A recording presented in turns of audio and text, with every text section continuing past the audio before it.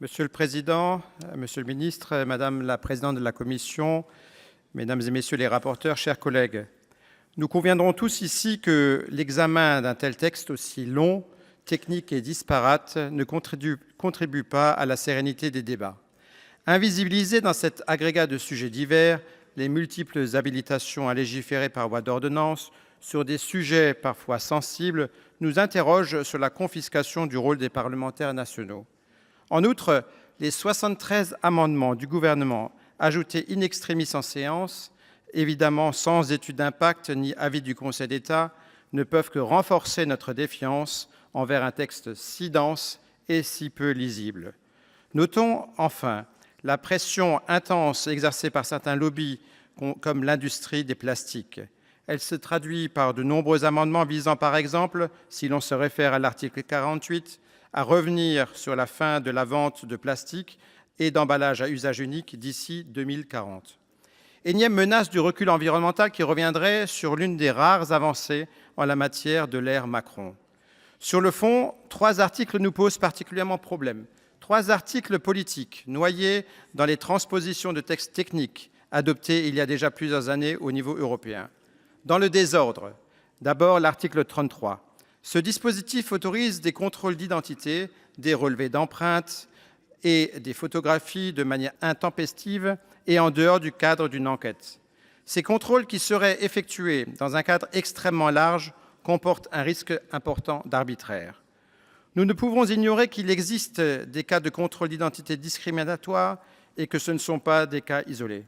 Or, ici, nous autorisons des contrôles intrusifs sans que cela ne soit justifié par la recherche d'auteurs d'une infraction, et ce, en dehors de tout contrôle de l'autorité judiciaire. La France n'a pourtant pas l'obligation de transposer cette disposition.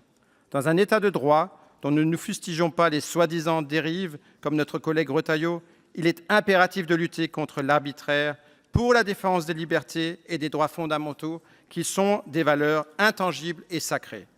Dans un État de droit, la collecte, l'enregistrement, la conservation, la consultation et la communication de données à caractère personnel doivent être justifiées par un motif d'intérêt général et mises en œuvre de manière proportionnée. Le risque d'inconstitutionnalité est majeur et il est de notre devoir républicain de supprimer cette disposition. Un autre sujet, sans transition, le second article sur lequel je souhaite revenir est l'article 52, qui habilite le gouvernement à légiférer par ordonnance sur les installations d'élevage. Le Sénat, qui d'ordinaire est si peu enclin à laisser le gouvernement légiférer par ordonnance, laisse faire. Les élevages industriels sortiraient contre toute logique du régime des installations classées pour la protection de l'environnement. Nous ne pouvons nous fier à l'actuel ministre de l'Agriculture et lui signer un chèque en blanc pour encadrer strictement ces pratiques. Tout au contraire, Madame Genevard nous mène toujours un peu plus loin vers le renoncement de nos ambitions agroécologiques et semble oublier trop facilement où se trouve réellement l'intérêt général. Enfin, l'article 9 sur la directive CSRD, anticipant la vague dérégulatrice sur les ambitions européennes qui écornent notre modèle et nous affaiblit collectivement. En coulisses, la France est malheureusement au premier rang pour détruire les politiques concrètes en faveur du développement durable, pour le climat et pour le respect des droits des travailleurs. Par voie d'amendement, le gouvernement anticipe ainsi la transposition des fameux omnibus, en commençant par les exigences de responsabilité sociale et environnementale des entreprises, vidées de leur substance. D'autres textes suivront, et c'est toujours au nom d'une compétitivité fantasmée que nous sacrifions la santé, l'environnement et la justice sociale, en somme l'intérêt général.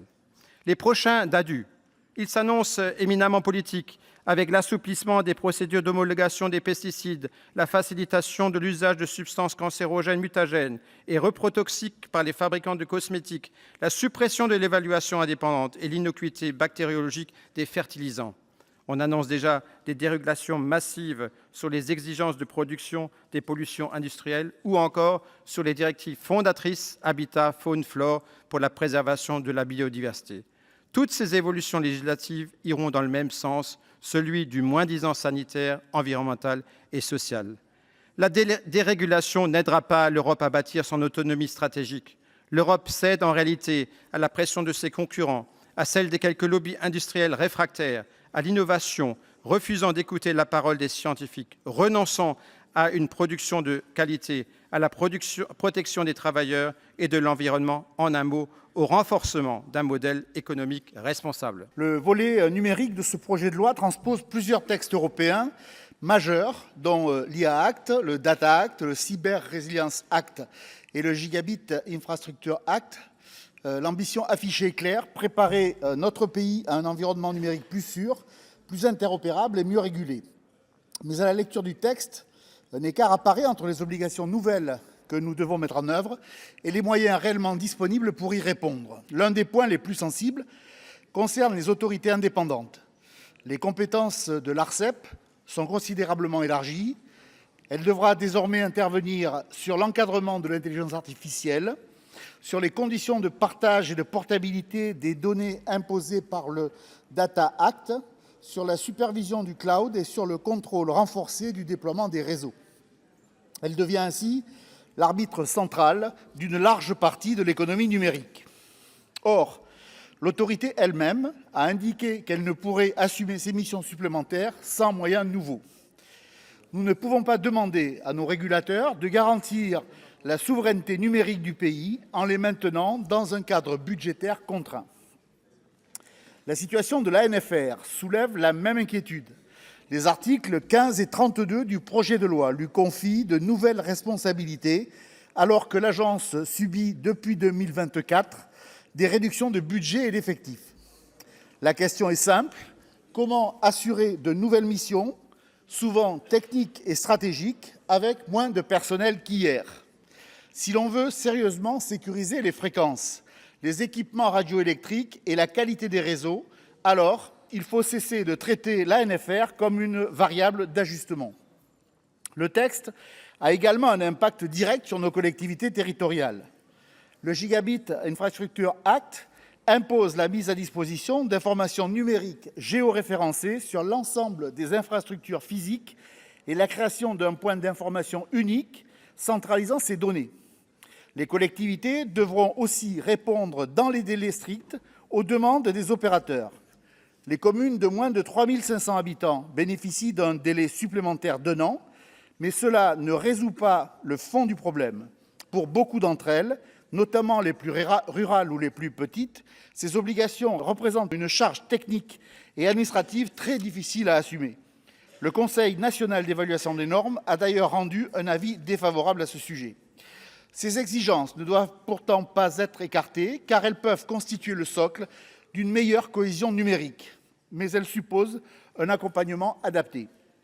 La Commission supérieure du numérique et des postes a insisté sur plusieurs leviers nécessaires.